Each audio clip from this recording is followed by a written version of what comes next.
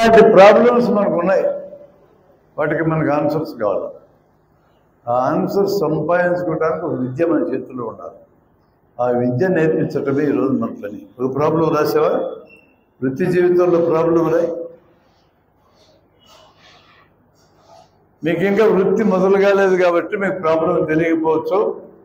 Already వృత్తిలో ఉన్న వాళ్ళు ఉంటారు ఇక్కడ, వాళ్ళు ఎవరినైనా అడగండి చెప్తారు. మీరు ఏ వృత్తిలో ఉన్నారు? మీరే వృత్తి ఏం పని చేస్తారు? ఇంకా వృత్తి తయారు కాలేదు. మీకు ఏం చేస్తారు? RMP doctor. రాని బయటికి రండి. మీ పేరు? రామకృష్ణ. Ramakrishna RMP doctor. ఈ వృత్తి అది వైద్యం. మీ వృత్తిలో ఎదురయ్యే ఒక సమస్య అక్కడ రాయండి. 100 సమస్యలు ఉన్నాయి, ఒకటి రాయి. పైకి వెళ్ళి రాయి. అక్కడ రాయి. మరి ఇట్లాంటి క్లాస్కి వచ్చినప్పుడు ధైర్యం ఉండాలా? నువ్వైనా రాయచ్చు. నీకు ఇంకా వృత్తి తయారు కాలేదు కదా. రైట్, నువ్వైనా రాయొచ్చు, అయినా రాయొచ్చు, మీ ఇష్టం. సరే, ఒకటి రాయండి.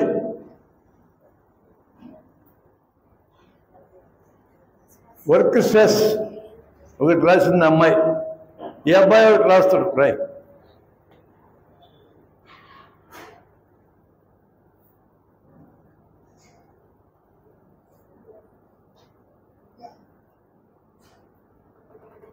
ఏం రాసిందే రాస్తున్నావు నువ్వు కూడా. ఆల్రెడీ రాసింది అక్కడ. ఇక్కడ ఆల్రెడీ వర్క్ స్ట్రెస్ రాసిన్నారుగా. నీది కూడా అదేనా? Okay, work stress square. Come on, నువ్వేమైనా రాస్తావా? సరే, దాని సంగతి చూద్దాం. రా, come on. Thank you for cooperating.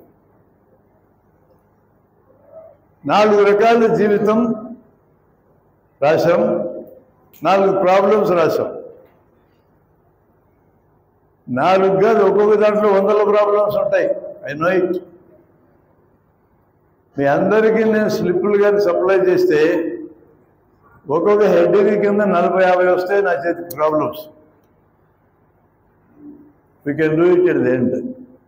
మీ అందరికీ పేపర్లు ఇవ్వమని చెప్తాను నేను మా నిర్వాహకుల్ని. పేపర్ మీద మీ పేరు రాయండి. మీరు నాతో కాంటాక్ట్ చేయదలుచుకుంటే వాట్సాప్ నెంబర్ రాయండి, చేయదలుచుకోకపోతే రాయొద్దు.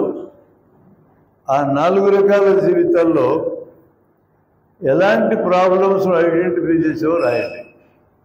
అది మా ఎడ్యుకేషన్కి ఉపయోగపడుతుంది. ఇప్పుడు 4 ప్రాబ్లమ్సే కదా నేను చూస్తుంది. ఇక్కడ చాలా ఉంటాయన్నాను కదా. మీరు అవన్నీ బయటకు తీసుకొస్తే మేము నేర్చుకోవడానికి పనికి వస్తాం. మేము ఇంకెక్కడ చెప్పడానికి ఉపయోగపడుతుంది.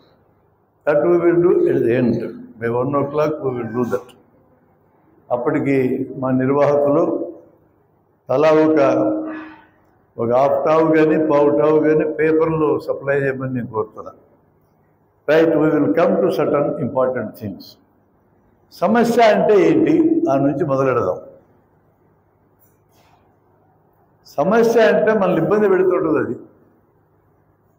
అది తొలగిపోయేదాకా మనకేం తోచదు. ఏదైతే మనకు ఉండకూడదో ఆ ఉండకూడదనే దాన్ని క్రియేట్ చేసే దాని పేరు సమస్య. నాకు ఇప్పుడు తలనొప్పి ఉంది, ఈ తలనొప్పి నాకు ఉండకూడదు. తలనొప్పి ఎందుకు వచ్చిందో ఆ కారణం పేరు సమస్య. సమస్య అంటే ఏందో మీకు చెప్తున్నా. నాకు ఇప్పుడు స్ట్రెస్ ఉంది, స్ట్రెస్ ఎందుకు వచ్చిందో ఆ కారణం పేరు నాకు సమస్య.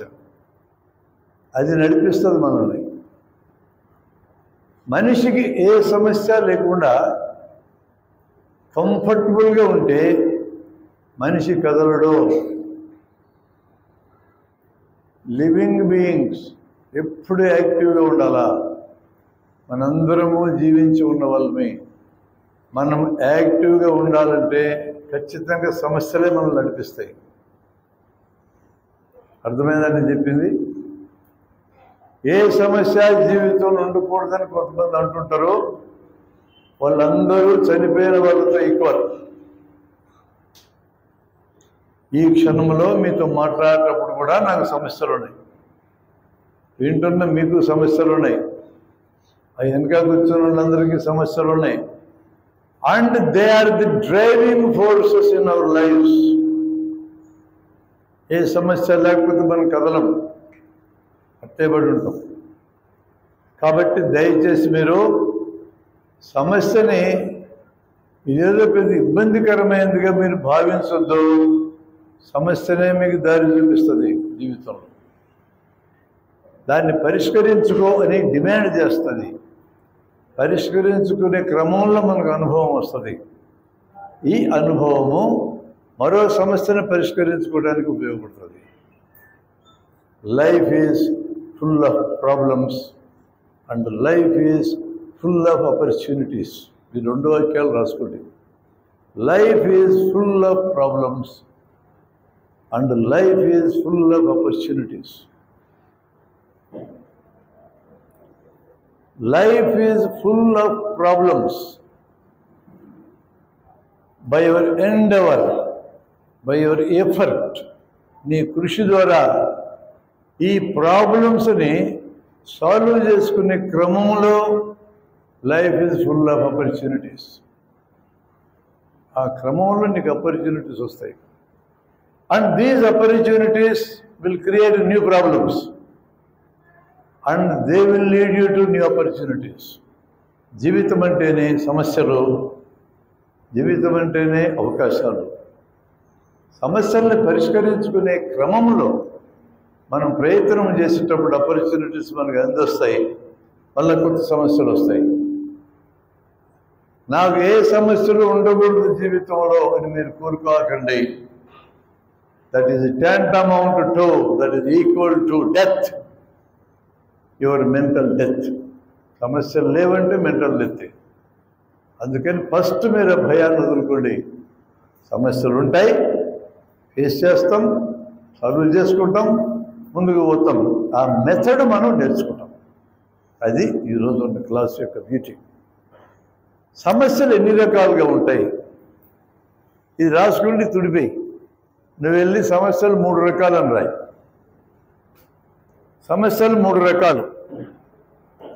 ఓకే, 1 సహజమైన సమస్యలు. సహజమైన సమస్యలు ఎగ్జాంపుల్స్ చెప్తాను.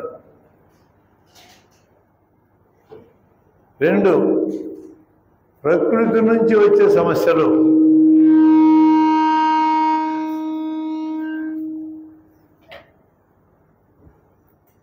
సహజమైన సమస్యలు 1.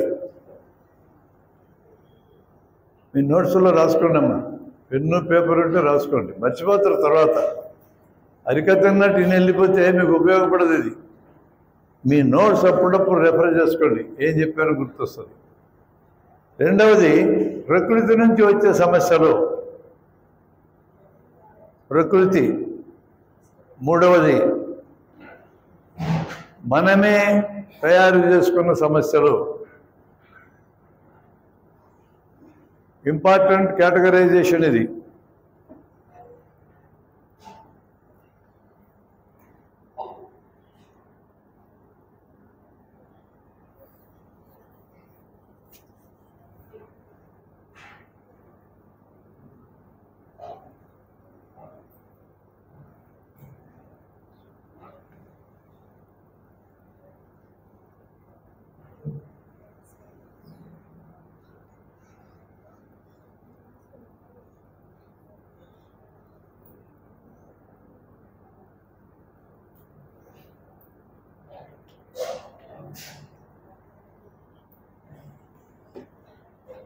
రాసావా 3?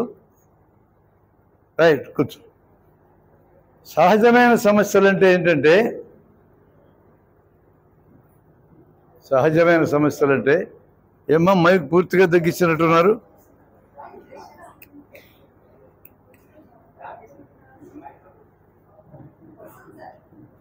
ఏమన్నా బ్యాటరీ అయిపోయిందా చూడు.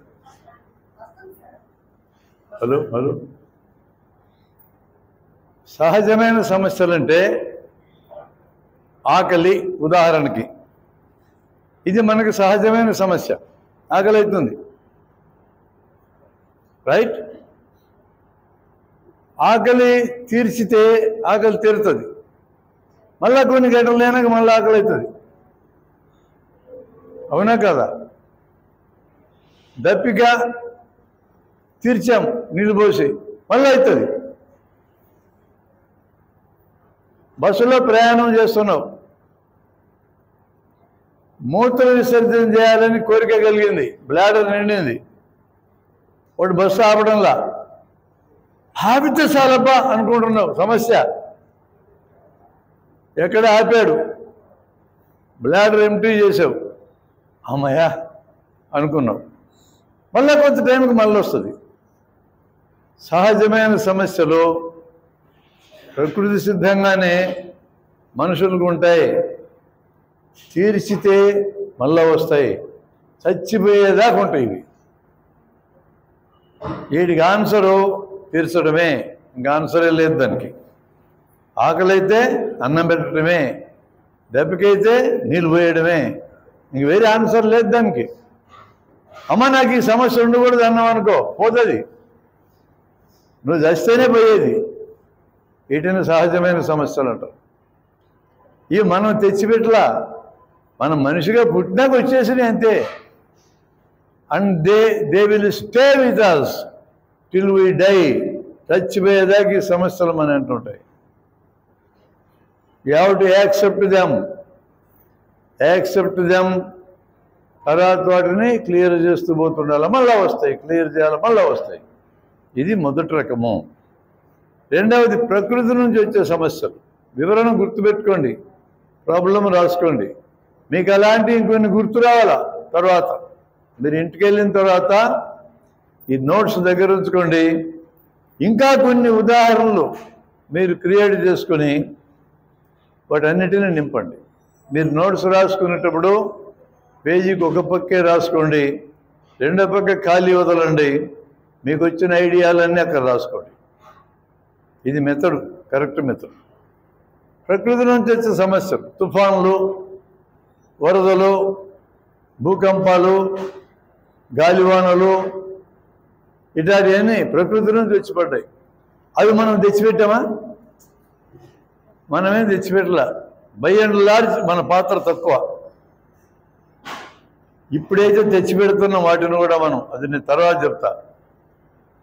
వాతావరణాన్ని పాడు చేస్తే, ఎన్విరాన్మెంటల్ డిగ్రేడేషన్ చేస్తే,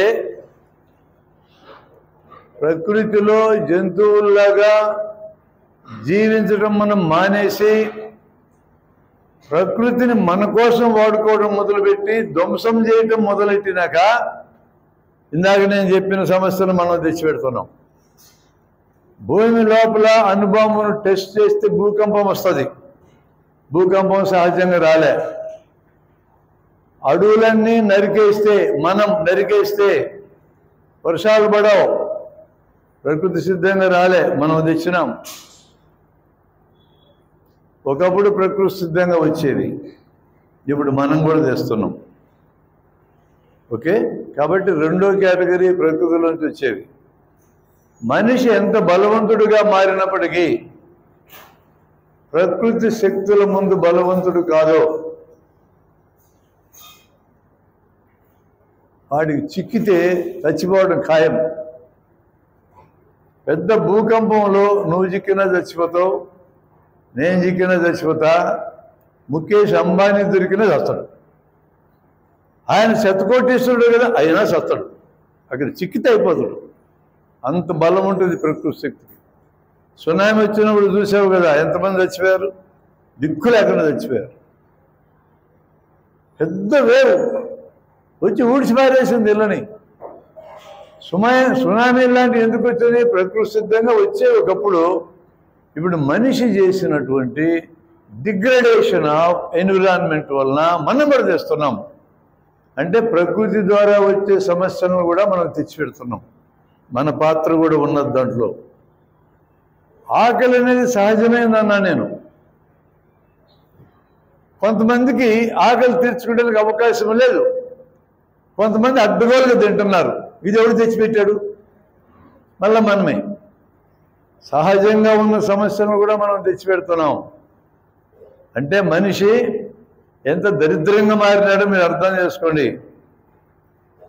కొంతమందికి తిండి దొరకదంటే 120 నుంచి 30 మందికి మన దేశంలో ఇప్పటికి కూడా ఒక్క పూట తిండి సజావుగా దొరుకుతుంది, రెండో పూట దొరకదు. ఆకలికి ఆన్సర్ ఏంటంటే తిండి పెట్టడమే, దొరకదు వాళ్ళకి. ఇంకో 130 నుంచి 40 మందికి అవసరానికి మించి తిండి దొరుకుతుంది. దొరికినందుకు తింటారు, తింటే లావవుతారు.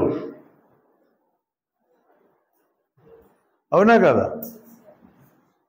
ఆకలి సహజమైందని నేను అన్నప్పటికీ కూడా కొంతమందికి ఆకలి తీర్చడంలో అవకాశం లేకుండా పోయింది. కొంతమందికి అవకాశం ఎక్కువ పెరిగి కూడా చస్తున్నారు. ఎక్కువ తించేస్తాడు, లేక వాడి చస్తాడు, ఇద్దరు పోతారు. ఇది మళ్ళా మ్యాన్ మేడ్ కింద మారింది. ఇక థర్డ్ కేటగిరీ ఉంది, మొత్తం మ్యాన్ మేడే, మొత్తం మనం చేసినవి. పొగ తాగడం, సారాయి తాగడం, కుల వివక్ష, మత వివక్ష, మీరు రాసిన స్ట్రెస్, యుద్ధాలు అన్నీ మనిషి తయారు చేసినవి. మూడో కేటగిరీది. నా వర్గీకరణలో మొదట మూడవ కేటగిరీ ఒకటే ఉండేది ఒకప్పుడు. ఇప్పుడు నేను మీకు ఇచ్చిన వివరంలో రెండో కేటగిరీ, ఒకటో కేటగిరీ కూడా మనమే సృష్టించడం మొదలుపెట్టినాం. ఈ పనులు జంతువులు చేయలేవు, మనిషి చేయగలడు. జంతువులు ఎప్పుడు కూడా రెండవ కేటగిరీ, మొదటి కేటగిరీ సృష్టించలేవు, మనిషి సృష్టిస్తున్నాడు. ఈరోజు ప్రపంచంలోని 800 కోట్ల మందికి అతిపెద్ద ప్రాబ్లం ఏంటంటే మ్యాన్ మేడ్ ప్రాబ్లమ్స్. అతిపెద్ద problem. It is not an individual problem, total వరల్డ్కే ప్రాబ్లం కింద మారిపోయినాం, మనం మారిపోయినాం. ఈరోజు హమాస్ ఇజ్రాయెల్ యుద్ధం జరుగుతుంది. Is it not man made? సహజమైందా? అది ప్రకృతి నుంచి వచ్చిందా? ఉక్రెయిన్ రష్యా యుద్ధం జరుగుతుంది. It is man made. ఆయుధాలు తయారు చేస్తున్నారు, చంపడానికి తప్ప దేనికి పనికిరావు. ఎవడు తయారు చేస్తున్నాడు ఆయుధాలు? మనుషులు. మనిషి శ్రమ చేసి తిండి సంపాదించుకుంటే ఓకే, బట్టలు సంపాదించుకుంటే ఓకే, ఇల్లు సంపాదించుకుంటే బాగుంది, ఆరోగ్యం విద్య కోసం ఖర్చు పెడితే బాగుంది. ఆయుధాలు తయారు చేస్తే దేనికి ఉపయోగపడతాయి? చంపుకోవడానికి తప్ప. మానవ సంపద మొత్తం 30 to 40% మానవ సంపద ఆయుధాల కింద పేరబడింది. ఈ ఆయుధాలు తయారు చేసేటోళ్ళు ఎవరైనా సరే వీళ్ళందరూ మానవ జాతి శత్రువులు. నేను ప్రకటిస్తున్నా, చిన్న ప్రకటన కాదు ఇది. These are all the enemies of humanity. యుద్ధాలు ఆయుధాలు చేసేటోళ్ళు అందరూ మన పిల్లల్ని పట్టుకెళ్ళి సైనికుల కింద మార్చి బార్డర్ అవతల మన పిల్లల్ని పెడతారు, బార్డర్ యువతల మన పిల్లల్ని పెడతారు. వాళ్ళకి శత్రుత్వాలు లేవు. అక్కడ పరిపాలించేటోళ్ళు ఇక్కడ పరిపాలించేటోళ్ళు తుపాకులతో కాల్చుకోమని చెప్తే మనల్ని మనం కాల్చుకొని వస్తాం. Worst enemies in this world are the people who perpetrate wars. యుద్ధాలను తయారు చేసేటోళ్ళే వర్స్ట్ ఎనిమీస్ మనకి. అది సమస్యల గురించి మీకు అర్థం కావాల్సి. ఈ అన్ని సమస్యలకి మనకి ఈ విద్యలో జవాబు ఉంది. అందుకని ఈ విద్య మీకు నేర్పించడానికి వచ్చాం. ఇంకొక అంశం రాద్దాం, అది చెరిపి ఇంకొకటి రా, ఇంకొకరు వెళ్ళండమ్మా.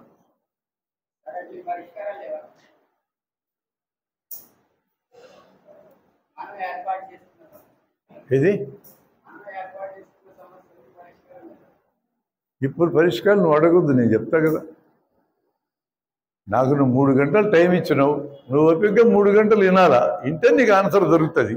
నువ్వు మధ్యలో పారిపోదలుచుకుంటే నీకు జన్మకి ఆన్సర్ దొరకదు. నీకు పారిపోయే హక్కు కూడా ఉంది. ఉంటే ఆన్సర్ దొరుకుతుంది, ఉండకుండా పోతే పోతుంది. ఖచ్చితంగా నిద్ర వస్తుంది అనుకున్నా నిద్రపోవచ్చు, మీకు హక్కు కూడా ఉంది. వీలైతే నిద్రపోదలుచుకొని పక్కెళ్ళి నిద్రపోతే మంచిది, మిగతా వాళ్ళకి డిస్టర్బెన్స్ లేకుండా. మీలో మీరు ఎటు మాట్లాడరు, నాకు తెలుసు.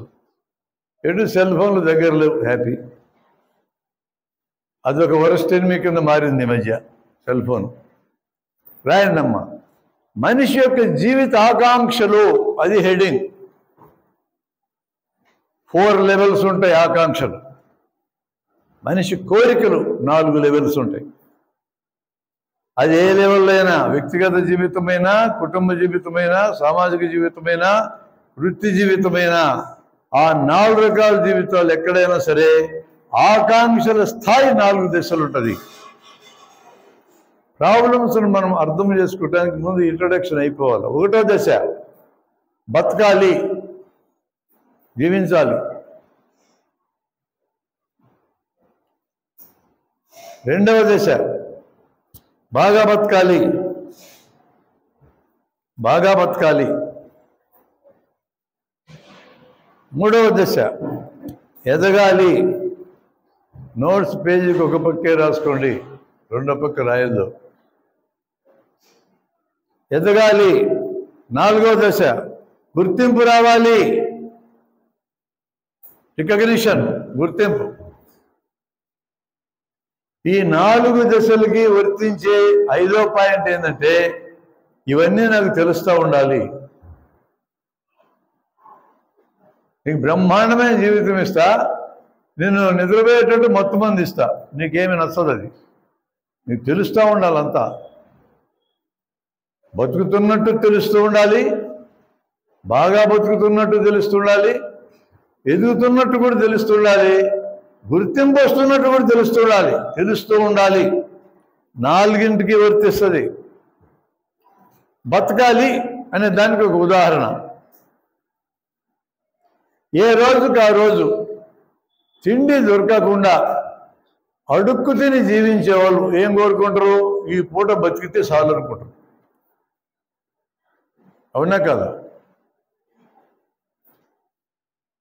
బాగా బతకాలి అంటే భయం లేకుండా తిండి రెగ్యులర్గా దొరకాల.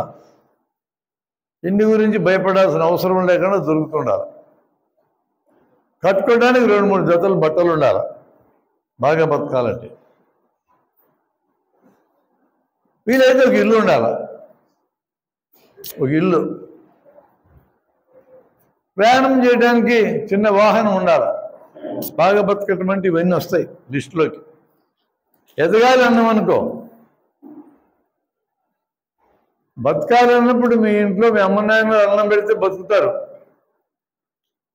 చిన్న ఉద్యోగం సంపాదించుకుంటే బాగా బతుకుతావు. ఈ ఉద్యోగాలు ఎదిగి నెలకు ₹1,00,000 సంపాదించే ఉద్యోగం రావాలంటే ఎదగాల. ఇక్కడికి గుర్తింపు రావాలా, ఎదగడం తర్వాత గుర్తింపు రావాలా. ఇవన్నీ మనకు తెలుసు. మా ఊళ్ళో ఒక పెద్ద మిలియనేర్ ఉన్నాడు. బిలియనేర్, 1000 కోట్లు ఆస్తుంది. అతను బతుకుతున్నాడు, బాగా బతుకుతున్నాడు, ఎదిగాడు, గుర్తింపు కూడా వచ్చింది. ఆ లెవెల్లో గుర్తింపు లెవెల్లో ప్రాబ్లం ఆయనకు వచ్చింది.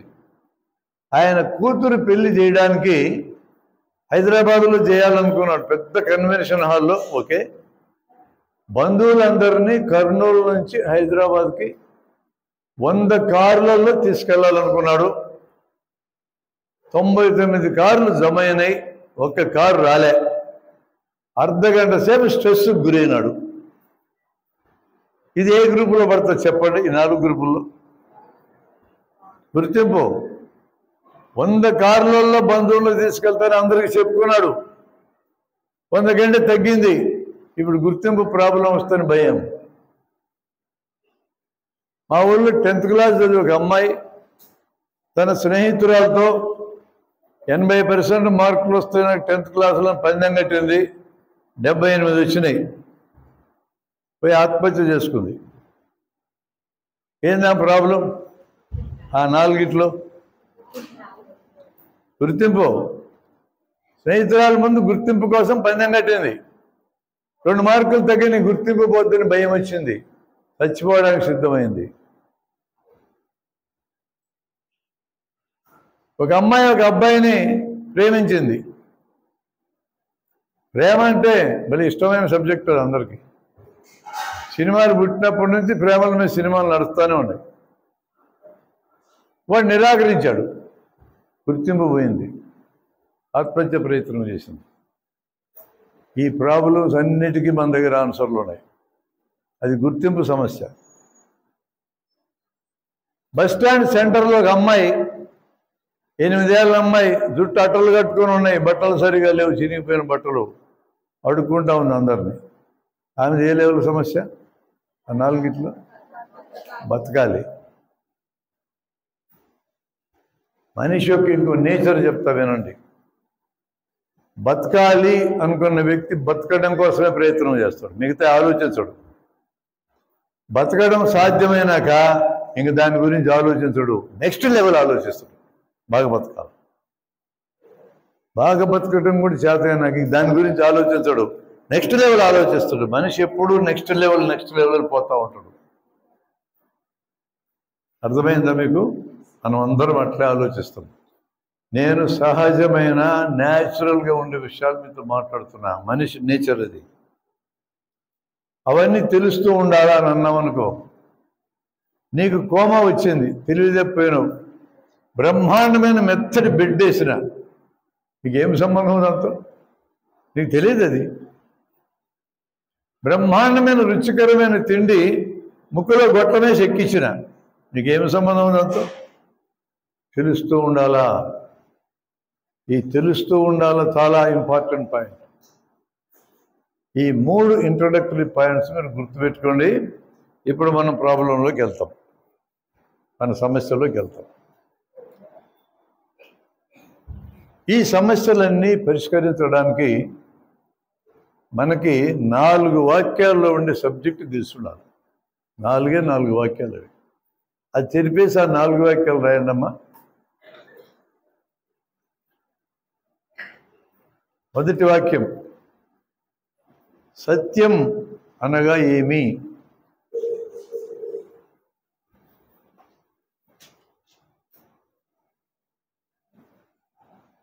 సత్యం కొటేషన్లు పెట్టు, కొటేషన్ అన్కోట్.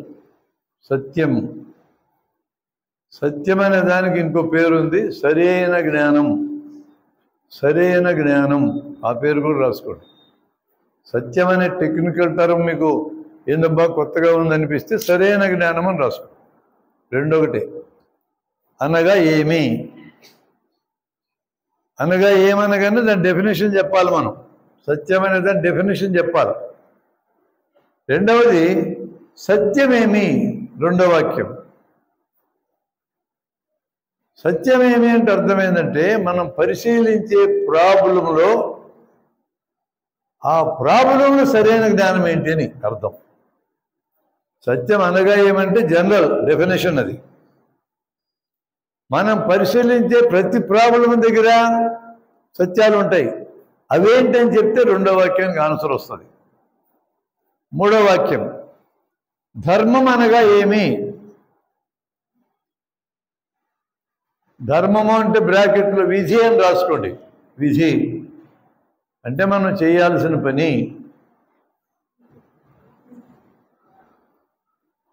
ధర్మం అనగా ఏమి అనగానే అధర్మం అనగా ఏమని కూడా వస్తుంది. అధర్మం అంటే నిషేధం, చేయకూడనిది. ధర్మం అంటే చేయాల్సింది, అధర్మం అంటే చేయకూడనిది. ధర్మం అనగా ఏమి? కింద చివరి వాక్యం, ధర్మాలు ఏవి?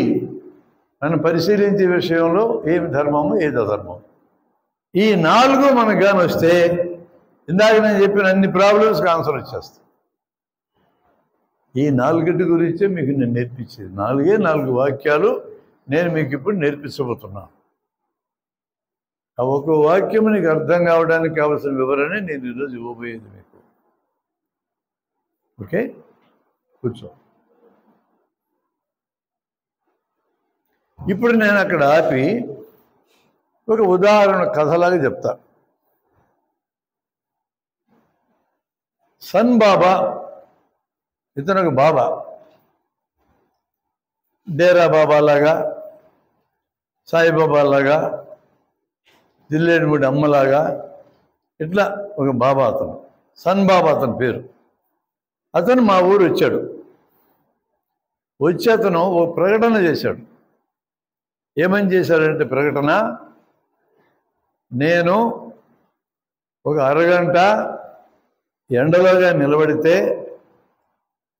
వృక్షాలలో ఆహారం తయారైనట్టుగా నాలో కూడా ఆహారం తయారవుతుంది అన్నాడు. మళ్ళీ అయినండి, సన్బాబా అనే ఒక వ్యక్తి మా ఊరు వచ్చి ఓ ప్రకటన చేశాడు భాష ద్వారా. నేను అరగంట ఎండలోగా నిలబడితే వృక్షాలలో ఆహారం తయారైనట్టుగా నాలో కూడా ఆహారం తయారవుతుంది, నేను తిండి తినక్కర్లేదు. ఆహారం తయారైతే ఇంకెందుకు తినడం? ఈ వాక్యాన్ని నువ్వు నమ్ముతో నమ్మవా? నమ్ముతో నమ్మవా? నమ్మవా? నేను ప్రకటించిన నమ్ముతో నమ్మవా? నమ్మవా? రా, ఎందుకు నమ్మవు చెబుతురా.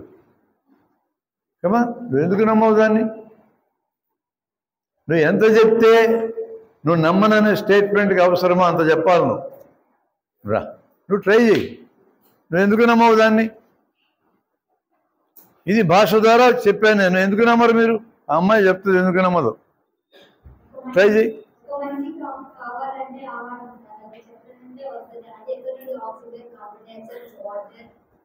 అక్కడ రాయి నీ formula.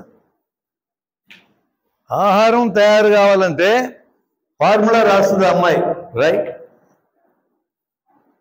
How to see things clearly, మన సబ్జెక్ట్ ఏది, సరిగా ఆలోచించడం ఎలా.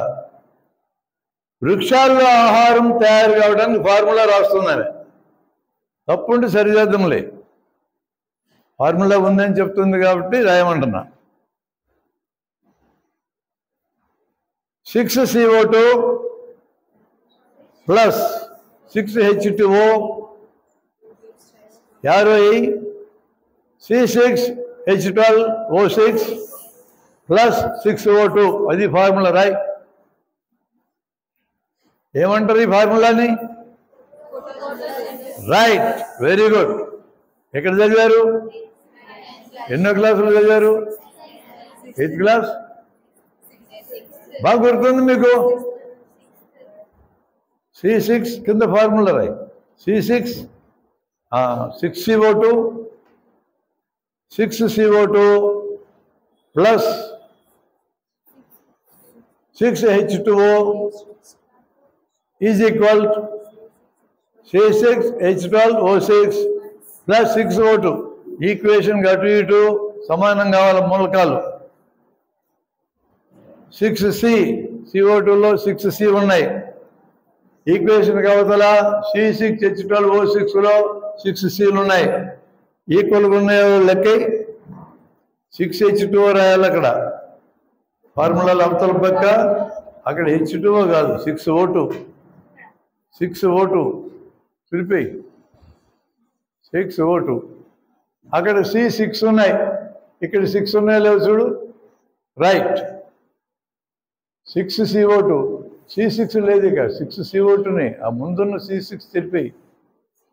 అదేముంది, 6CO2 రాశావు కదా, మళ్ళా C6 ఎందుకు? అక్కడ 6Cలు ఇక్కడ 6C వచ్చినాయి. ఇక్కడ H2 12 ఉన్నాయి, అవతల 12 ఉన్నాయో లేవు చూడు. H2 ఎన్ని ఉన్నాయి? 6 12 సరిపోయినాయి. అక్కడ ఆక్సిజన్ ఎంత ఉంది అవతల? 6 12. ఇక్కడ ఎన్ని ఉన్నాయి? 6 ఉంది కదా. లెక్కలు మర్చిపోతే ఎట్లా? మొత్తం 18 అయినాయి. ఇక్కడ ఎన్ని ఉన్నాయి లెక్క పెట్టు. కరెక్ట్, ఈక్వేషన్ సరిపోయింది. అక్కడ ఇంకా 2 రాయి ఈక్వేషన్ పైన. సూర్యరశ్మి రాయి, సూర్యరశ్మి ఆ ఈక్వేషన్ పైన రాయాల. ఇక్కడ ఈక్వేషన్ మీద ఈక్వేషన్ ఉంది చూడు. అక్కడ ఈజ్ ఈక్వల్ పైన సూర్యరశ్మి అని రాయి. కింద క్లోరోఫిల్ అని రాయి, అప్పుడు ఈక్వేషన్ పూర్తవుతుంది. మీ పుస్తకాల్లో చెప్పినానా తప్పు చెప్పినానా? ఆహారం తయారు కావాలంటే ఏం కావాలి? కార్బన్ డైఆక్సైడ్ కావాలి, H2O కావాలి, పత్రహరితం కావాలి, క్లోరోఫిల్, సూర్యరశ్మి కావాలి. ఇప్పుడు ఈ సన్బాబాలో ఏమున్నా ఏం లేవు చెప్పండి. అయిపోయింది ఆన్సర్. ఆ సమస్యకి పరిష్కారం వచ్చేసింది. ఏ రకమైన ప్రాబ్లం అతను చెప్పింది? మీ అందరిలో ఇట్లే ఆహారం తయారైతే అన్నాడు ఆయన. దేనికి ఆన్సర్ దొరుకుతుంది? ఆహారం తయారైతే ఆకలి అనే ప్రాబ్లంకి ఆన్సర్ దొరుకుతుంది. ఇందాక నేను ప్రాబ్లం సాల్వ్ చేస్తున్నాను కదా, ఇక్కడ ప్రాబ్లం సొల్యూషనే చెప్తున్నాను నేను నీకు. ఆకలి అనే ప్రాబ్లంకి ఆన్సర్ ఈయన ప్రపోజ్ చేశాడు. మీరెందుకు అన్నం గిన్నమంటారు తిక్కనాయలరా? ఎండలో నిలబడింది ఆహారం వస్తున్నాడు.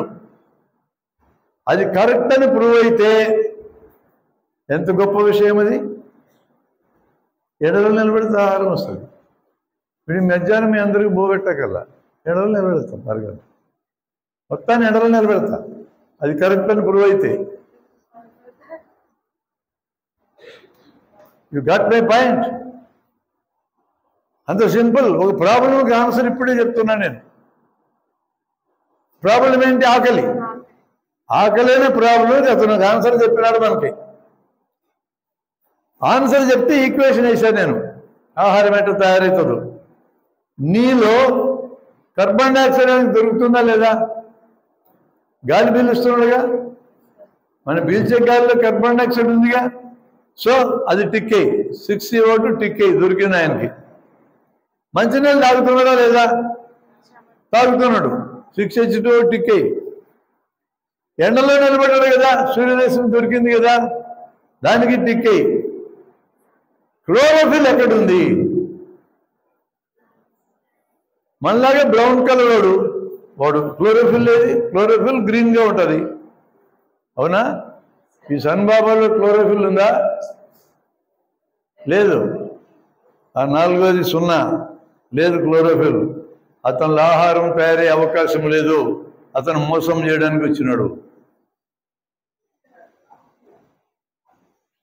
ఎవడో ఒకటి నేను బాబాని వేషం వేసుకొని వచ్చి నేను ఎండలో నిలబెడితే ఆహారం తయారైద్దానంటే మీరు గుడ్డిగా నమ్ముతారా?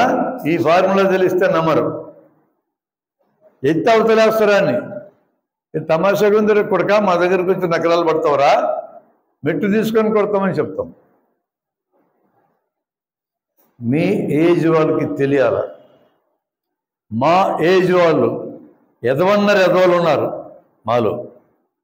ఆ ఎదవన్నర ఎదవలు అందరూ పోయి నమ్ముతారు, దండం పెడతారు, కాళ్ళు ముక్తారు. అడిగి వాళ్ళ ఆహారం తయారు కాదు వాళ్ళు.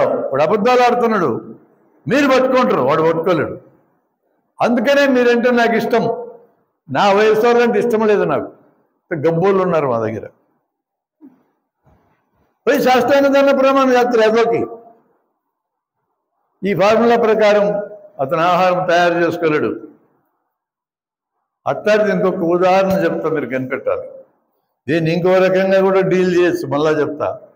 ఇప్పుడు ఆల్రెడీ నా సబ్జెక్ట్లో ప్రాబ్లం సాల్వింగ్ ఎలా చేయాలో వచ్చేసినా నేను. ప్రాబ్లం సాల్వ్ చేస్తున్నాను కదా, ఒక ప్రాబ్లం సాల్వ్ చేశా. ఆకలి అనే ప్రాబ్లంకి అతను చెప్పిన సొల్యూషన్ తప్పు అని ప్రూవ్ చేశాను. ఆ సొల్యూషన్ తప్పు. C6H12O6 అంటే గ్లూకోజ్, అది పిండి పదార్థం. అది తింటేనే ఆకలి తీరుతుంది, లేకపోతే తీరదు. Yes or no? ఆకలి తీరాలంటే పిండి పదార్థం తినాల్సిందే. ఇతను పిండి పదార్థం తయారవుతుంటున్నాడు. ఇంకొక ఎగ్జాంపుల్ చూడు అలాంటిది. అమలాపురానికి ఉత్తరములో 20 కిలోమీటర్ల దూరంలో ముమ్మిడివరం అనే ఊరుంది. విన్నారా పేరు? ముమ్మడివరం. ఒక 20 ఏళ్ళ నాటి పెద్ద సమస్య అది. అక్కడ బాలయోగి గారు అని ఒక ఆయన ఉన్నాడు. నేను అమలాపురము ఒక క్యాంపు కోసం వెళ్ళి, మెడికల్ క్యాంప్ కోసం వెళ్ళి, నాతో వచ్చిన డాక్టర్ని కూర్చున్నా. నాతో వచ్చిన డాక్టర్లు ముమ్మడివరం తీసుకెళ్ళా. శివరాత్రి రోజు మాత్రమే అక్కడ తిరునాళ్ళు జరుగుతుంది, మిగతా రోజంతా ఖాళీ, తాళాలు వేసి ఉంటాయి.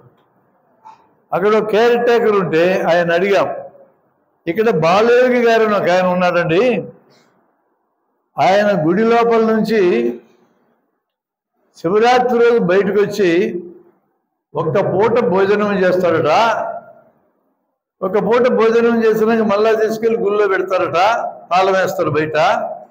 ఇక 364 రోజులు భోజనం చేయకుండా బతుకుతాడని ప్రచారం జరుగుతూ ఉంది మా దేశంలో, మా ప్రాంతంలో. అది అవునా అని అడిగినాం. ఒకసారి చెప్పు, ఏం చెప్పినా. ముమ్మడివరంలో బాలయోగి గారిని ఒక్కరోజు అన్నం తిని 364 రోజులు తినకుండా బతుకుతాడట అని అడిగినాం. ఏమన్నాడు ఆ కేర్ టేకరు? అవు నిజమే అన్నాడు. ఇది ఎట్లా తెలుసుకోవాలి మనం? నిజమే అన్నాడు. నిజమే అనేది తెలుసుకోవాలంటే ఇక్కడ నేను కొత్త పదం మీకు పరిచయం చేస్తా. ఎవరు ఏ స్టేట్మెంట్ ఇచ్చినా అది సరైందో కాదో తేల్చాలంటే ఒకటే మార్గం, దాని పేరు ప్రయోగం. ప్రయోగం. నా జేబులో 100 రూపాయలు ఉన్నాయని నేను స్టేట్మెంట్ ఇచ్చాను, ఉన్నాయో లేవో తేల్చాలంటే ప్రయోగం. ఏంటా ప్రయోగం? జేబు తెరిచి చూడాలి. అంటే మీ ఇంటికి పోలీసులు వచ్చి మీ ఇంట్లో AK-47 దాచిపెట్టారన్నాడు, దాచిపెట్టారులే తేలాలంటే ప్రయోగం ఆన్సర్. ఏందా ప్రయోగం? ఇల్లంతా ఎతికి చూడాలి. అంతే, అంతేనా కాదా? ఇప్పుడు ముమ్మడివరం బాలయోగిని ప్రయోగం చేసి చూడాలి. ఏందా ప్రయోగం? తలుపులు తెరిచి ఆయన బయటికి తీసుకురావాలా, కూసోబెట్టుకోవాలి మన మధ్య, మనందరం చుట్టూ కూర్చోవాలా, ఒక్కసారి పెట్టాలి ఆయనకి. 364 రోజులు ఆయన అన్నం తినకుండా మనం కాపలా గాయాల, మనం 3 పూట్లు మిగుతూ ఉండాలి. మనకి ఇంకా ప్రయోగం పూర్తి కాలేదు కదా, తినకుండా బతుకుతామో లేదో మనకు తెలియదు కాబట్టి మనం తింటుండాలి. 3 పూట్ల టిఫిను, మధ్యాహ్నం భోజనం, మళ్ళీ స్నాక్స్, మళ్ళీ రాత్రి భోజనం మిగుతూ ఉంటాం, ఆయన తినకుండా కాపలా కాస్తాం. 1 సంవత్సరం కానీ ఆయన తినకుండా అట్లాగే గుండ్రాయలాగా ఉంటే ఇప్పుడు ఏమైనా ప్రూవ్ అయినట్టు? ఏమైనా ప్రూవ్ అయినట్టు? ఒక్కరోజు భోజనం చేస్తే 364 రోజులు తినకుండా బతుకొచ్చని ప్రూవ్ అయినట్టు. ఎంత పెద్ద ప్రయోగం అది! 100 నోబెల్ ప్రైజులు వస్తాయి మనకి ఆ ఒక్క ప్రయోగం కానీ ప్రూవ్ అయితే. ఇప్పటికీ చాలా ఇబ్బందిగా ఉన్నాం. 93 ఏళ్ళ నాడు సివి రామన్కి 1 నోబెల్ ప్రైజ్ వచ్చింది. 93 ఏళ్ళు అయింది. సైన్సెస్లో ఇక్కడ నివసిస్తున్న వాళ్ళకి ఇక ఆ తర్వాత 1 నోబెల్ ప్రైజ్ కూడా రాలే. ప్రపంచంలో ఉన్న విద్యార్థుల్లో అత్యధిక విద్యార్థులు మన దగ్గరే ఉన్నారు. కానీ ఏ దేశంలో కూడా ఇంతమంది విద్యార్థులు లేరు, కానీ నోబెల్ ప్రైజులు రాలే. ఇది ప్రూవ్ చేసినా మనకు ముమ్మడివరం బాలయోగి స్టోరీ మనకు నోబెల్ ప్రైజ్ గ్యారెంటీ కదా.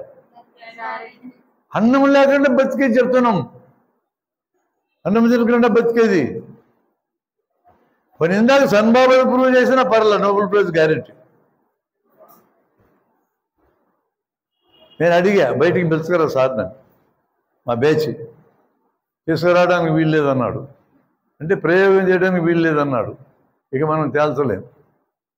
ఒకవేళ మేము మొండికేస్తే మేమేం చేయాలి? గవర్నమెంట్కి లెటర్ రాయాలా. ఏమని రాయాలా? అదే సివి రామన్కి నోబెల్ ప్రైజ్ వచ్చిన తర్వాత 93 ఏళ్ళు ఎవడికి రాలే, నోబెల్ ప్రైజ్ రావడానికి వెళ్ళే సబ్జెక్ట్ ముమ్మడివరంలో ఉంది. ఎట్లాగైనా సరే పోలీసులను పంపించి తాళాలు తెరిపించి బాలయోగి సార్ గారిని బయట తెచ్చి కూర్చోబెట్టండి, మేము చుట్టూ కూర్చొని కాపలా కాస్తాం, 1 ఏడాది 10 మందికి భోజనం శాంక్షన్ చేయండి, మేము తింటుంటాం.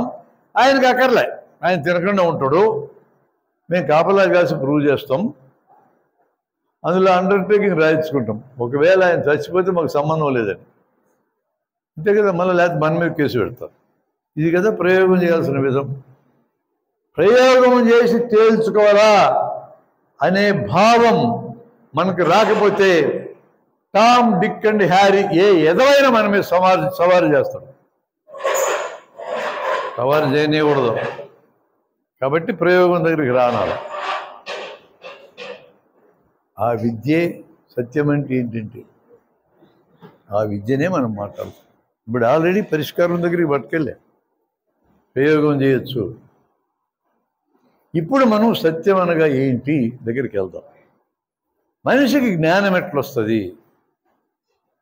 3-4 పదాలు, నేను సింపుల్ పదాలు మీకు పరిచయం చేస్తాను. ఈ యూనివర్స్ మొత్తం అంటే విశ్వం ఎంత సైజు? ఇది విశ్వం యొక్క వ్యాసం ఎంత చెప్తారు ఎవరైనా? మనకు తెలిసిన విశ్వం యొక్క వ్యాసం ఎంత? ఇన్ఫినిటీ కాదు తల్లి. ఇప్పుడు తెలిసిన విశ్వానికి కొలత ఉంది, తెలియకుండా ఎంత ఉందో తెలియదు. తెలిసిన విశ్వం యొక్క ఆ చివరి నుంచి ఈ చివరికి దాని వ్యాసము 10,000 కోట్ల కాంతి సంవత్సరాలు. అమ్మ మీరు ఒక రాయండి, అవి జరిపేసి కాంతి సంవత్సరం అనే మాట రాయి. సంవత్సరం కాలం కాంతి ప్రయాణం చేస్తే ఎంత దూరం పోతుందో దాని పేరు కాంతి సంవత్సరం. మీ దగ్గర ఎవరి దగ్గర క్యాల్కులేటర్ ఉందా? మీ దగ్గర లేదులే, అది అనుకున్న వాళ్ళ దగ్గర ఉంటుంది. అక్కడ ఆమె ఫార్ములా గీస్తుంది, దాన్ని క్యాల్కులేట్ చేసి నాకు ఫిగర్ చెప్పండి. సెకండ్కి అంతా తెలిపి, సెకండ్కు కాంతి యొక్క వేగం 1 సెకండుకి 3 లక్షల కిలోమీటర్లు. రాసుకో, 3 లక్షలు. అక్కడ 3 పక్కన 5 సున్నాలు. నిమిషం ప్రయాణం చేస్తే ఇంటూ 60 వేయండి. 3 లక్షల కిలోమీటర్లు కిమి ఇంటూ ఆ ఫిగర్ వేసి దాని ఇంటూ 60 కింద ఫార్ములా రాసుకుంటూ పో. దాని కింద రాయి 3 లక్షలు ఒక లైన్లో, ఈ చివరి 3 లక్షలు కిలోమీటర్లు ఇంటూ 60. ఇప్పుడు ఎంత దూరం ప్రయాణం చేసింది? నిమిషం. గంట ప్రయాణం చేయాలా ఇంటూ 60, మళ్ళీ ఇంకో 60. 3 లక్షలు ఇంటూ 60. ఒక రోజు ప్రయాణం చేయాలా ఇంటూ 24.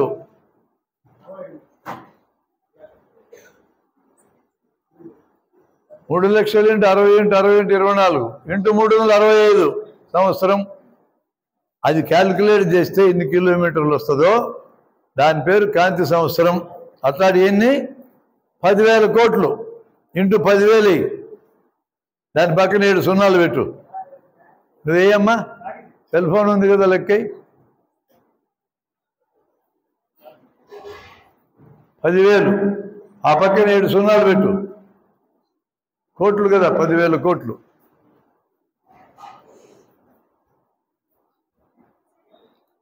అది విశ్వం యొక్క సైజు. ఎంత వచ్చింది వేసుకోండి లెక్క. కాంతి 1 సెకండుకి 3 లక్షల కిలోమీటర్లు వెళ్తుంది. సూర్యుడి నుంచి అలా ఎక్కువ పెట్టినారు బాబు, దీన్ని ఎక్కువ పెట్టినారు. దీన్ని కొంచెం తగ్గించండి, ఎక్కువ వస్తే వినపడదు.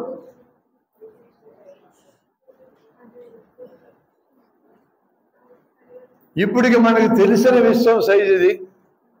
ఇంక తెలియకుండా ఇంక చాలు ఉంది. దీంట్లో కొన్ని కోట్ల గెలాక్సీలు ఉన్నాయి. గెలాక్సీ అంటే నక్షత్ర మండలాలు. ఒక్కొక్క నక్షత్ర మండలంలో లక్షల కొద్దీ నక్షత్రాలు ఉన్నాయి, లక్షల కొద్దీ. మన సూర్యుడు అట్లాంటి ఒక నక్షత్రం. సూర్యుడు మనకి ఎంత దూరంలో ఉన్నాడంటే ఆ సూర్యుడు అనే నక్షత్రం అక్కడ బయలుదేరిన కాంతి భూమి మీదకి రావడానికి 8.5 నిమిషాలు పడుతుంది. అంటే 3 లక్షలు ఇంటూ 60 వేస్తే ఇంటూ 8.5 వేస్తే ఎంత దూరం అంత అవుతుంది. 8.5 నిమిషాలు అంటే అది సూర్యుడికి మనకు దూరం. 8.5 నిమిషాలు. సూర్యుడు తరువాత మనకు అత్యంత దగ్గరగా ఉన్న నక్షత్రం పేరు ప్రాక్సిమా సెంటారై. అది మనకి 4.5 కాంతి సంవత్సరాల దూరంలో ఉంది. మీరింటికి ఎంత దూరమో చూడు. దీంట్లో ఒక విచిత్రం చెప్తా వినండి. పెళ్ళిళ్ళు జరిగేటప్పుడు బ్రాహ్మణాయన శ్లోకాలు పాడతారు, తెలుసా? చూసారా పెళ్ళిళ్ళు ఎప్పుడన్నా మీరు? పురోహితులు శ్లోకాలు పాడు మంత్రాలు చెప్తారు కదా, చూసారా ఇంతకి పెళ్ళిళ్ళు మీరు కదా? ఇంకా కొన్నాళ్ళకి మీరు కూడా పెళ్ళిళ్ళు చేసుకుంటారు కదా ఎక్కువ మంది. ఏదో కొంతమంది వద్దనుకుంటారులే, మీ ఇష్టం. అప్పుడు పెళ్ళి అయిన తర్వాత మెడలో మంగళసూత్రం కట్టినాక ఈ పురోహితుడు భార్యనే భర్తని, కొత్తగా భార్యాభర్తను ఎండలోకి పట్టుకెళ్ళి ఈశాన్యం దిక్కు చూపించి, అదిగో అరుంధతి నక్షత్రం అంటారు, గుర్తుందా? అరుంధతి నక్షత్రం అంటే వశిష్ఠుడి భార్య. వశిష్ఠుడి నక్షత్రం పక్కనే ఉంటుంది. ఇది అరుంధతి నక్షత్రానికి వశిష్ఠుడి నక్షత్రానికి దూరం ఎంతో తెలుసా? 100 కాంతి సంవత్సరాలు. వాళ్ళిద్దరు పెళ్ళామగుళ్ళంట, అరుంధతి వశిష్ఠుడు. మనం నమ్మమంటున్నారు, అదిగో కనపడదు అంటున్నారు. రేపొద్దున మీ పెళ్ళిలేదు ఇప్పుడు చూస్తారు ఇట్నే అరుంధతి నక్షత్రాన్ని. వాడు చెప్పే బుస్తంతా నమ్ముతారా? అరే రెంటికి దూరం 100 కాంతి సంవత్సరాలు రా. కాంతి సంవత్సరం అంటే లెక్కేసినా అక్కడ 3 లక్షలు × 60 × 60 × 24 × 365 అట్లా 100. వాళ్ళు ఎప్పుడు కేవలం చేసేస్తారా అంత దూరం ఉంటే? మా అందరికీ ఎందుకు చెవుల్లో పూలు పెడతారు స్వాములు? అది చూపిస్తేనే ఈ భార్యాభర్తలు సఖ్యంగా బతుకుతురా? మరి అవన్నీ చూపిస్తున్నారు కదా. శ్రీరాముల వారికి సీతమ్మకి అడవులు పట్టిపోయింది కదా, మరి అంత బాగా చూపిస్తే ఎందుకు పోయింది అడవులు బట్టి?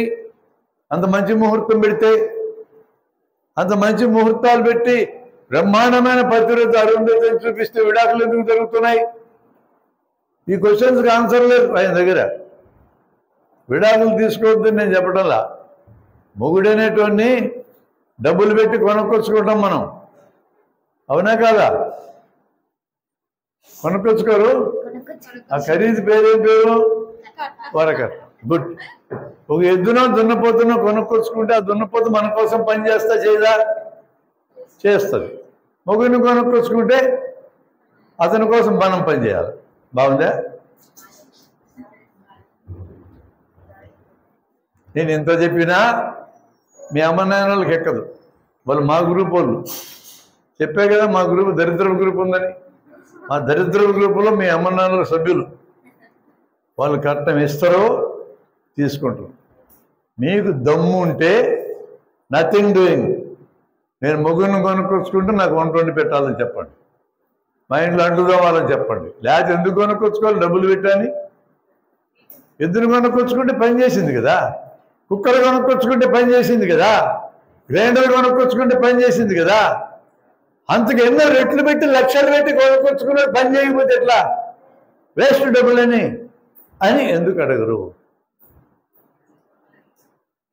పెద్ద క్వశ్చన్ పెట్టినా కదా. మీరు ఆలోచించడానికి నేను ఈ క్లాస్ చెప్తున్నా. ప్రాబ్లంకి ఆన్సర్ దొరికిందా? కట్నం ఇవ్వాలనా లేదా అని అడిగారు ఒకరు నన్ను. ఇక్కడుంది ఆన్సర్. ఎందుకు ఇవ్వాలి కట్నం? ఎందుకు ఇవ్వాలనే దానికి ఆన్సర్ వచ్చింది. నేను ఇచ్చిన అనాలిసిస్లో మీకు ఆన్సర్ దొరికింది. అదే సత్యం అంటే తెలియాలంటే అర్థం. అది సత్యం ఏంటి అనేది నేను చెప్తా. ఇటు సత్యం ఏంటి దాంట్లో అంటే, డబ్బులు పెట్టి కొనుక్కొచ్చుకున్న ప్రతి వస్తువు మనకు సర్వీస్ ఇస్తుంది. డబ్బులు పెట్టి కొనుక్కొచ్చుకున్న మొగుడు సర్వీస్ ఇటలా సర్వీస్ చేయించుకుంటున్నాడు. భార్యాభర్త 2 ఉద్యోగాలు చేస్తారు. ఓకే, 2 ఆఫీసులకు పోవాలి. భార్య సంపాదించిన ఆస్తి మొత్తం, జీతం మొత్తం భర్త చేతిలో పెట్టాలి. భార్య చేతిలో ఉండే ఏటీఎం కార్డు కూడా భర్త చేతిలో పెట్టుకుంటాడు. భర్త 7 గంటలకు నిద్రలేస్తాడు. కొడుకు కూడా 7 గంటలకు లేస్తాడు. వాడు కూడా మగోడు కాబట్టి.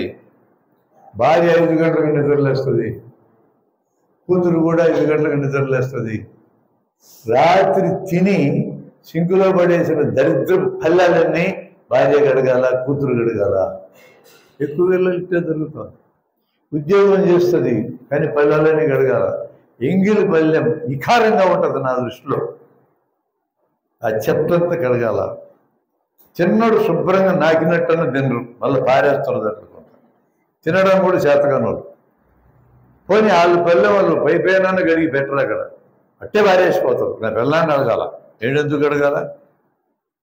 కొనుక్కొచ్చుకుంది కదరా, నేను కొనుక్కొచ్చుకుంది కదా ఆమె. పిల్లాన్ని అడగాలంటే నువ్వు కదా అడగాల. ధైర్యం ఉందా మీకు అడిగే ధైర్యం? లేకుండా మీకెందుకు మా పెళ్ళి?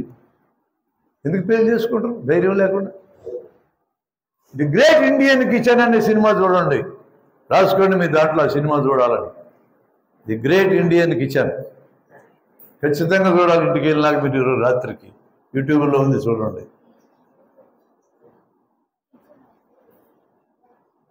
5 గంటల నుంచి 7 గంటల దాకా పనిచేస్తుంది. ఆమె కూడా ఆఫీస్కి పోలా, అంట్లు కడిగింది, ఇల్లు తుడిచింది, వంట వండింది. అప్పటిదాకా కూతురు సహాయపడతా ఉంది తల్లికి.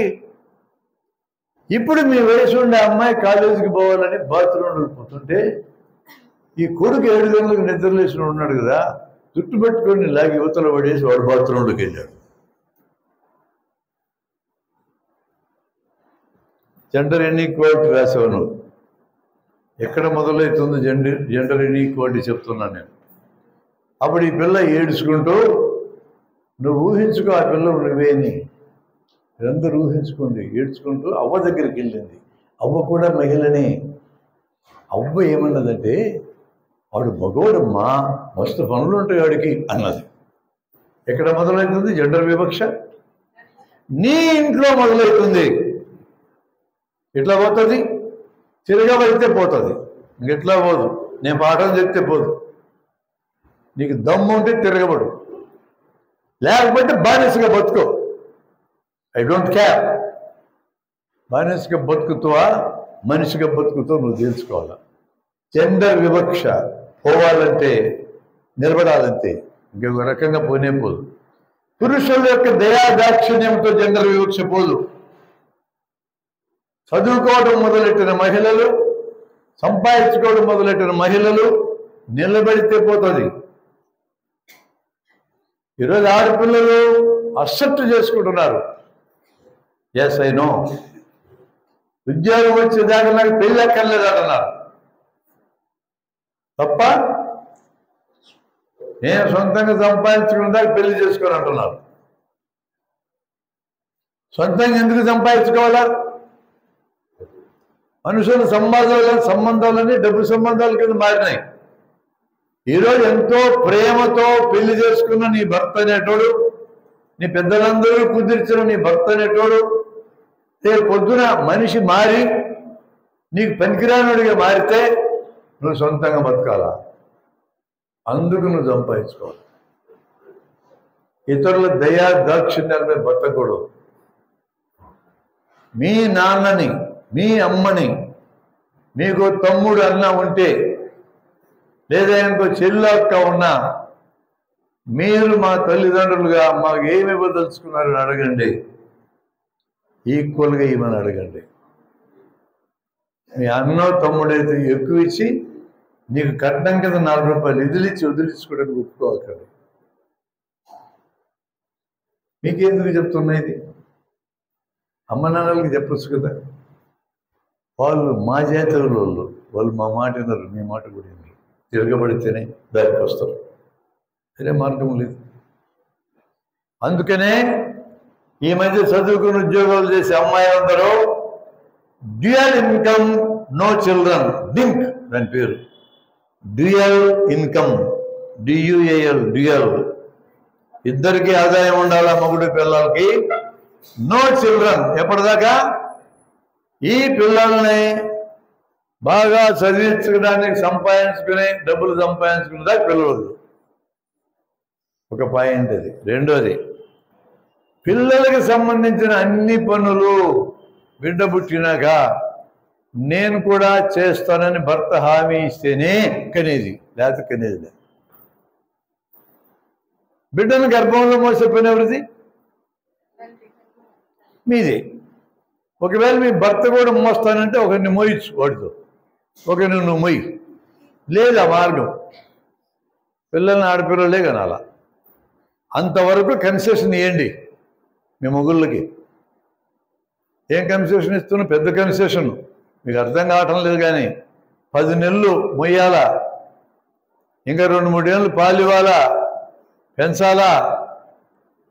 బిడ్డ పుట్టినాక అన్ని పనులు నేను కూడా తోడ్పడతాను అనాలి మీ భర్త, లేకపోతే నో చిల్డ్రన్.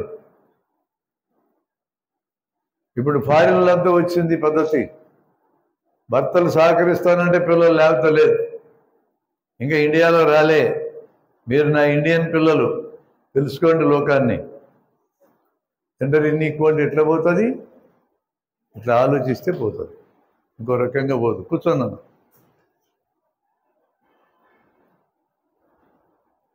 మీకు నచ్చుతుందో లేదో నేను మాట్లాడేది? మీ అందరిని ఇప్పుడే పోయి మీ అమ్మనాల మీద తిరగబడమని చెప్తున్నా అనుకుంటున్నారా? తిరగబట్టం కాదు అది, అసర్షన్. అసర్షన్ అంటారు దాన్ని, నిలబట్టమంటారు దాన్ని. How to say no, no అని చెప్పడం మీకు చేత కావాలా? మీకు ఇంతే కట్టం ఇచ్చేది, తీసుకోలేకపోతే పో అని మీ అమ్మ నాన్న అంటే నో. అన్నకి ఇచ్చినట్టు నాకి, తమ్ముడికి ఇచ్చినట్టు నాకు, వాడికి నాకు వివక్ష చూపొద్దు. పైగా నా పని చాలా పెద్దది, రేపు పొద్దున 2 పిల్లల్ని కనాలా. కాన్పంటే చచ్చి బతకడమే, గుర్తుపెట్టుకోండి. ఇప్పటికీ అడ్వాన్స్డ్ కంట్రీస్లో 1,00,000 కాన్పులకి 6 తల్లులు మరణిస్తున్నారు ఇప్పటికీ. ఇటాటి మరణం మగవాళ్ళకి సంభవిస్తుందా? నో. ఎంత త్యాగం చేస్తున్నారు మీరు? 1,00,000 ప్రాణత్యాగం చేస్తున్నారు ఈ జాతిని, మానవ జాతిని బతికించడానికి. ఏం మాట్లాడుతున్నారు తల్లిదండ్రులారా మీరు? ఆడపిల్లల గురించి తక్కువ మాట్లాడతారు. నువ్వు పుట్టింది ఆడమనిషి ద్వారా, నీ పిల్లం ఆడమనిషి, నీ కూతురు కూడా ఆడమనిషి. వీళ్ళందరూ ఈ జాతిని బతికిస్తున్నారు, మానవ జాతిని. ఆ మానవ జాతిని బతికించే క్రమంలో 1,00,000 అడ్వాన్స్డ్ కంట్రీస్లో కూడా మరణిస్తున్నారు. ఇండియాలో 200 మంది మరణిస్తున్నారు 1,00,000కి. మేము ఎందుకు త్యాగాలు చేయాలి, ప్రాణ త్యాగాలు ఈ మానవ జాతి కోసం? మీరందరూ ఊరుకొని అలా అంటప్పుడు మీరు కనీసం ఈక్వల్గా చూడండి రా, ఈక్వల్గా చూడండి మమ్మల్ని అని అడిగే హక్కు మీకు లేదా? ఆ ఆర్గ్యుమెంట్ అది. జెండర్ ఈక్విటీ అన్నావు కదా, ఎట్లా వస్తుంది జెండర్ ఈక్విటీ? దానికి ఆన్సర్ చెప్పినాడు. అట్లయితే తప్ప రాదు. అందుకే మీకు సత్యం అంటే ఏందో తెలియాలి. సత్యం అంటే సరైన జ్ఞానం. సరైన జ్ఞానం మనిషికి ఎట్లొస్తుంది? అది తెలిస్తే ఈ సబ్జెక్టు మొత్తంలో సరైన జ్ఞానం చెప్పాను నేను. మానవులందరూ సమానమే, సరైన జ్ఞానం. ఆడవాళ్ళైనా మగవాళ్ళైనా ఇద్దరు మానవులే. ఈ భూమి మీద ఇద్దరికి సమాన హక్కులు ఉన్నాయి, సమాన బాధ్యతలు, బరువులు ఉన్నాయి. ప్రకృతి సిద్ధంగా తేడాలు ఉన్నాయి. ఎస్, ప్రకృతి సిద్ధంగా మగవాళ్ళు కనిపిస్తారు, ఆడవాళ్ళు కనిపిస్తారు. 2 కణాలు కలిస్తే జైగోట్ తయారవుతుంది. ఆ జైగోట్ని ఆడవాళ్ళే మొయ్యాలా, అది ప్రకృతి. నేను దాని మీద తిరగబడమంటల్లా, నువ్వు తిరగబడి ఏం చేయలేవు దాని మీద. మేము బిడ్డల్ని పొట్టలో పెంచుతున్నాం, ప్రకృతి. మేము కనాలా, ప్రకృతి. ఆ కనే క్రమంలో 1,00,000 మందికి 6 ఫారిన్లో 200 మంది ఇండియాలో చచ్చిపోతున్నారు, ప్రకృతి సిద్ధం. వీటి మీద మేము కొట్లాడటంలా. ఆ పేరు చెప్పి మగవాళ్ళు మేము ఎక్కువ, ఆడవాళ్ళు మీరు తక్కువ అంటున్నారు, మేము ఒప్పుకోం అని మీరు అనాలా. మీ తరఫున మేము ఎన్నాలంటాం. గుడిపాటి వెంకటచలం అన్నాడు, వీరేశలింగం అన్నాడు, రాజా రామ్మోహన్ రాయ్ అన్నాడు, గురుజాడ్ అన్నాడు. ఎంతకాలం మేము అడగాల? మీరేం చేస్తారు అడగకుండా? మీ తరఫున కూడా మేమే కొట్లాడాలా? మీరు రాలా ముందుకి? అడగకపోతే అమ్మ కూడా బువ్వ పెట్టదు, గుర్తుపెట్టుకోండి. మీరు అడగకపోతే మీ హక్కులు సాధించి పెట్టడానికి ఏ గుడ్డి కుక్క లేదు ఇక్కడ. పెద్ద మనుషులుగా చలామణయ్యే మగవాళ్ళు చాలామంది సందు దొరికితే ఆడవాళ్ళ మీద పెత్తనం చేస్తారు. జీవితాలు చూపిస్తాను నేను అంటాడు వాళ్ళని. ఆశ్చర్యపోతారు మీరు. మేము ప్రోగ్రెసివ్ పీపులం, లోకాన్ని మార్చడానికి పుట్టిన అనే బేచలో చూపిస్తానని దరిద్రుల్ని. మిగతా వాళ్ళు ఎంతమందినైనా చూపిస్తాడు. ఎట్లా మేము మారుతాం? ఒత్తిడి లేకుండా, మీరు అడగకుండా. ఎన్నాళ్ళు మాలాంటి కొద్దిమంది దయాదాక్షిణ్యాలతో మీ జీవితాలు మర్చుకుంటారు, మీరు నిలబడకుండా. Yes, I'm happy with you.